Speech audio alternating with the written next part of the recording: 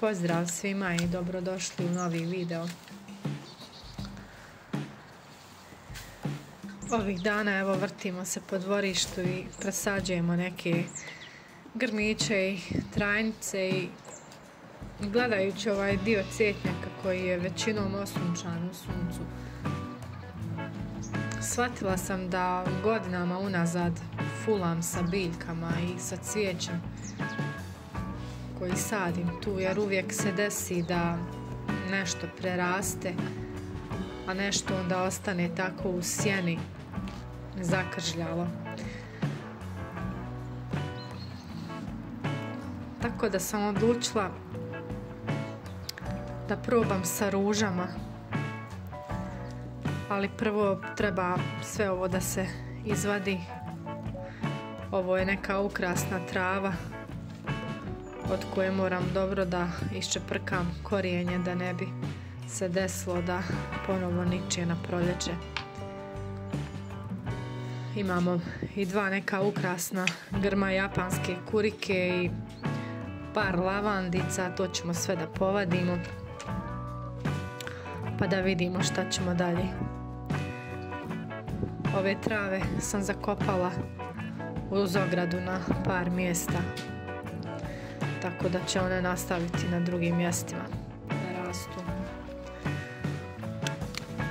Imam par nekih grmova ruže u živoj ogradi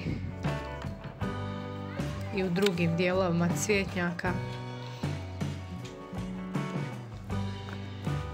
Neke ruže sam prošle jeseni stavila na oželjavanje, tako da odlučila sam povaditi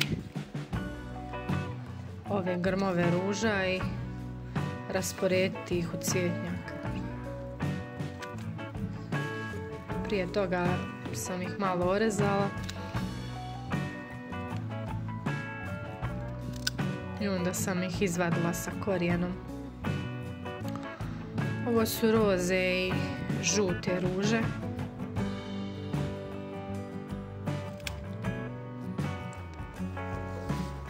Stare možda 3 godine.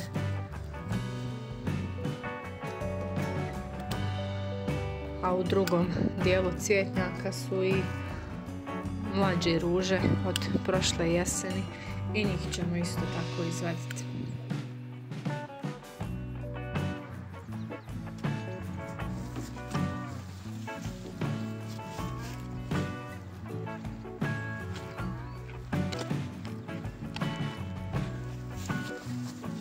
Malo teže ide ovo vađenje, morala sam prerezati korijen sa makazama.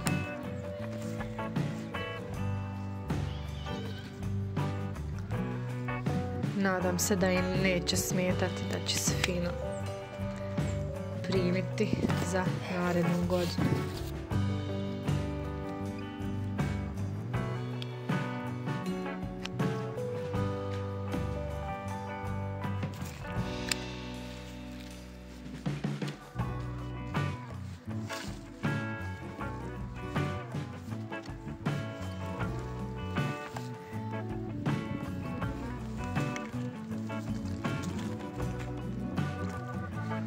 Ovim ružama ovdje na ovom mjestu baš i nije nešto odgovaralo, zato što su bile u hladu većinom i u sjeni ove breze koja je tu iznad. Tako da mislim da će im na novom mjestu biti puno bolje.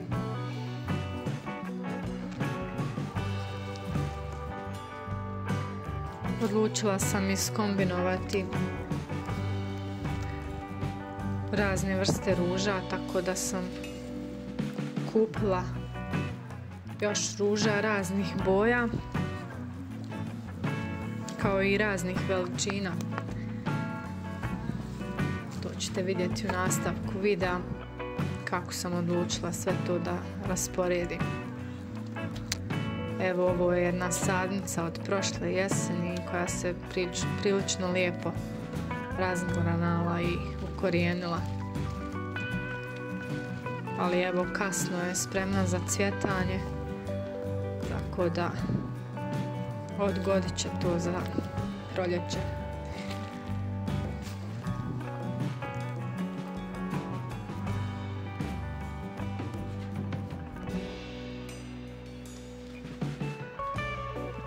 Evo sada ih raspoređujem tu na nekoj udaljenosti, ostavljajući mjesta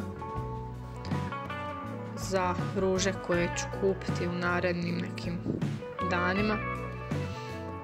Znači ovo je video spojen od par dana. Nisam sve završila u jednom danu.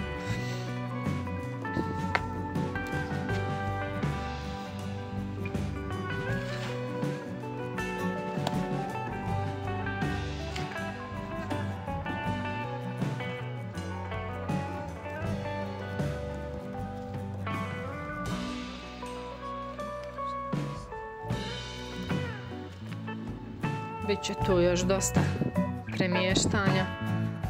Evo ovdje se vidi ovaj grmić japanski kuriki koji sam izvadila i posadila negdje uz živu ogradu.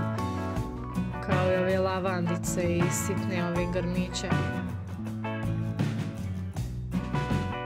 Stavila sam i par reznica malih crvenih ruža. A ovo su nove ruže koje smo nabavili da obogatimo ovaj dio cvjetnjaka. Evo ovako kad kupite ruže treba ih osloboditi ovog treseta i papira u kojem dođu. I prije sadnje potrebno ih je makar pola sata, sat vremena minimalno natopiti u vodi da malo korijen se hidrira. Ja sam ovo radila postepeno da mi se ne bi pomiješale ruže, da bi znala koja je koja radi lakše sadnje poslije. Pošto sam uzela grmolike ruže koje će malo više izrasti i malo više se raširiti, zapravo to je samo jedna ova roza grmolika i nju sam stavila nekako u centar ovog cvjetnjaka i ostavila sam malo više prostora oko nje da se može fino raširiti.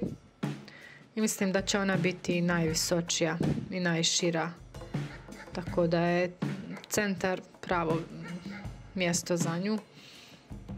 Okolo su ove moje roze i žute. Također i ove ostale smo rasporedili između, a prije nego što ih zakopamo obavezno trebamo da skratimo korijen da bismo potaknuli grananje.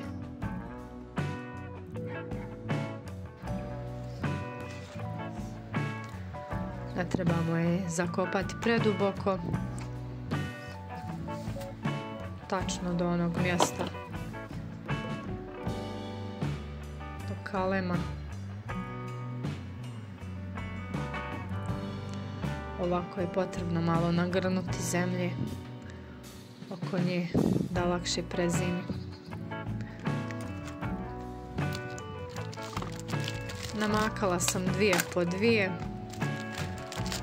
onako usputno, to se odužilo na čitav dan. Fino su upakovane ove ruže, pravo namočen je papir, namočen je treset. Korijen izgleda dosta zdravo.